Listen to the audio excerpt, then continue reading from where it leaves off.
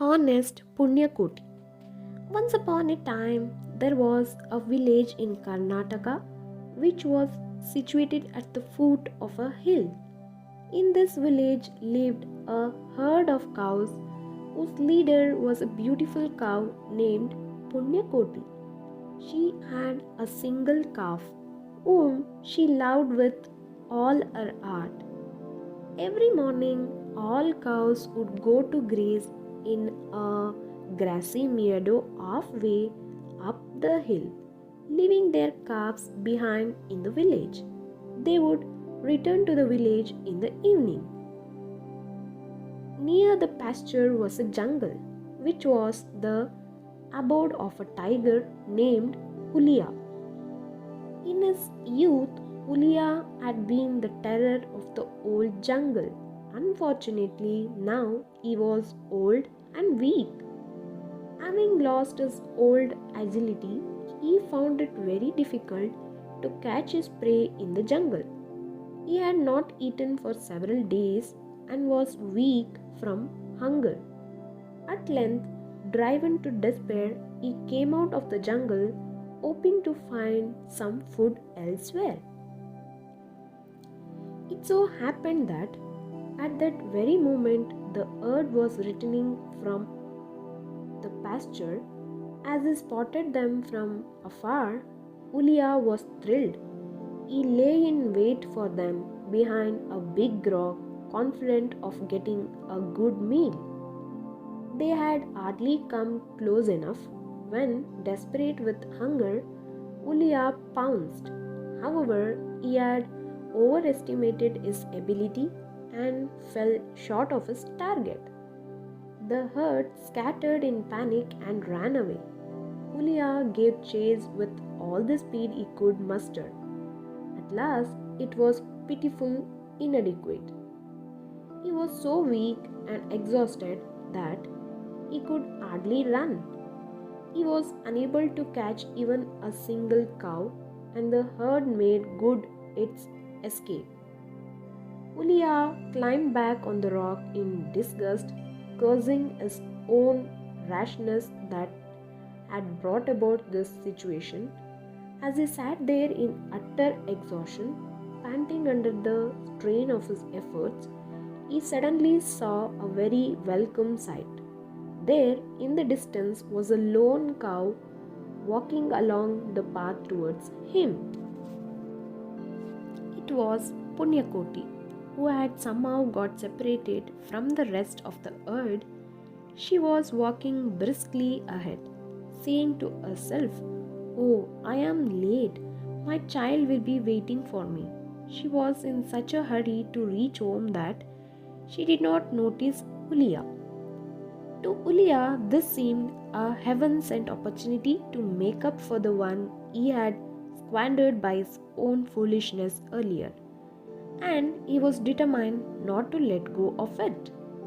Patiently he waited, promising himself, "I shall not let this one go. I will have a good feast today." Ulia waited until Punyakoti had come very close. Then he emerged from his hiding place and gleefully declared, licking his lips, "At last, my patience has been rewarded. I shall have a delicious meal after so many days." Punyakoti was a wise and brave cow. She realized that she was no match for Ulia, even though he was old and weak, so there was no point resisting. However, the picture of her hungry calf waiting eagerly for her flashed before her eyes. She said to Julia, "I am ready to be your food, but can you please do me a favor? At home, my child is waiting for me. Will you let me go and feed him? I promise you that I shall come back to you immediately after that." The tiger burst into loud, sarcastic laughter. "Do you take me to be such a fool?" he asked. "Don't I know that if I let you go, you will run away, never to come back?" Punyakoti said earnestly, "Believe me, I will. I give you my word with Mother Earth as my witness. Ulia signed and said, "All right, you may go, but return soon." Punyakoti gratefully said, "Trust me, I will." "Thank you so much, Ulia."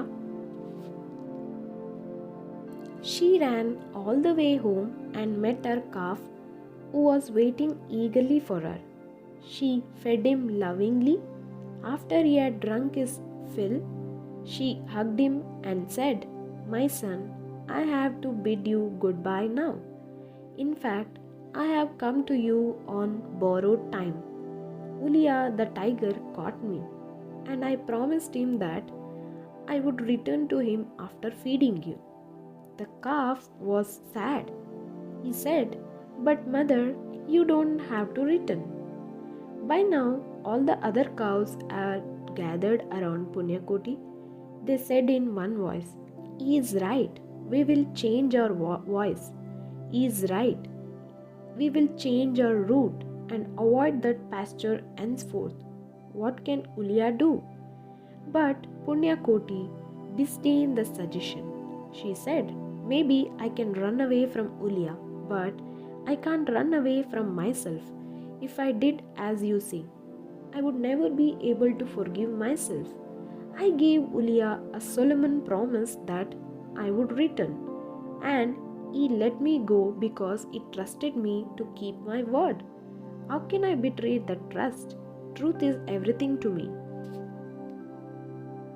At this, her calf tearfully asked, "Mother, who will feed me when I am hungry? Who will look after me?"